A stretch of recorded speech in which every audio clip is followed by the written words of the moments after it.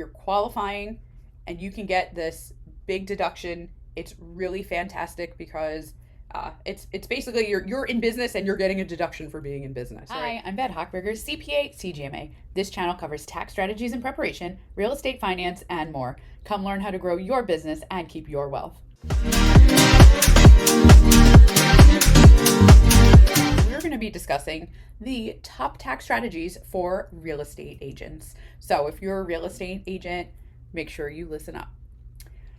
I would say the most important thing, and this is not just real estate agents, this really applies to everybody, but real estate agents, we're talking to you today.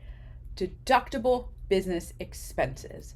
Make sure you are keeping track of all of your business expenses because that's where the gold lies, right? If you forget to write things off that are business related, you're just paying extra in taxes. That's all you're doing. So look out for those office expenses, those professional fees, those marketing and advertising fees, all of the things that you pay for to get your job done, deductible business expenses.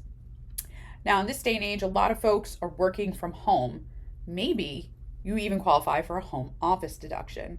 Now, this doesn't necessarily apply to every type of real estate agent, so you do want to consult a tax advisor like myself or someone to help explain it to you because there's a lot of rules that go in with that one. But if you do qualify, you absolutely should be taking advantage of the home office deduction.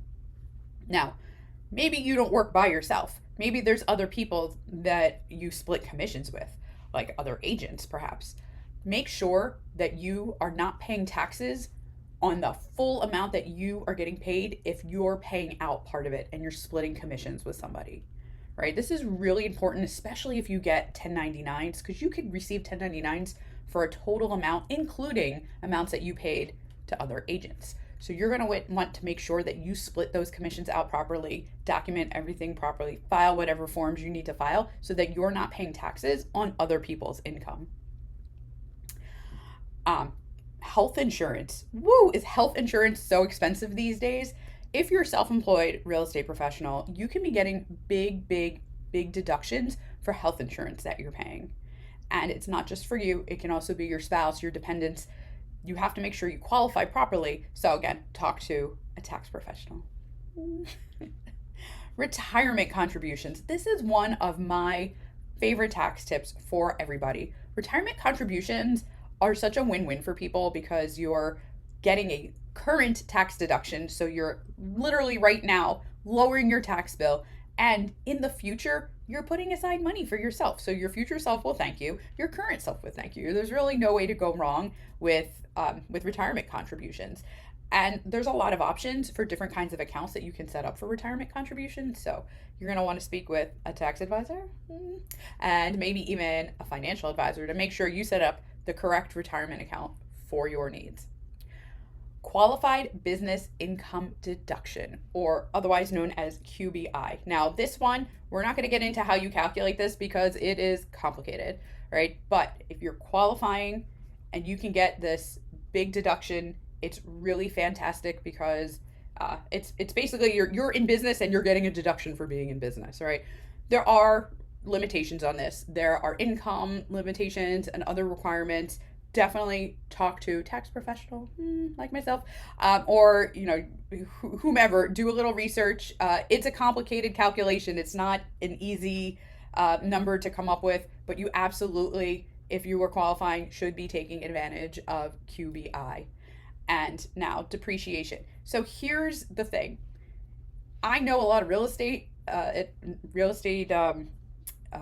realtors, right? Real estate agents who are also real estate investors, right? So if you've got business assets like a car or you have a rental property, maybe you own an office, right? There's a lot of things that can qualify for depreciation. Make sure you're taking it. I can't tell you how many times I have seen tax returns missing depreciation when the clients were entitled to it. And that, to me, that just is so wrong. So make sure if you've got any assets that are depreciable, that you are getting the depreciation deductions that you deserve for that. Bonus depreciation this year for 2024 is, what's it at, 60%?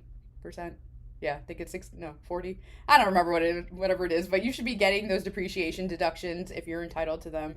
So, just a quick recap, right? Claim all of your business expenses. Make sure if you're splitting your commissions that you're taking that into consideration and you're not paying taxes on other people's income.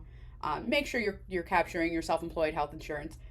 Make sure you're getting your qualified business income deduction if you're entitled to it. And if you are also entitled to depreciation, make sure you are getting it.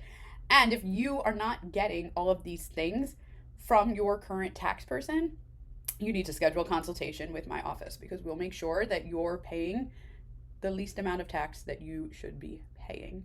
So I hope you learned something. Got any other advice? Got any questions?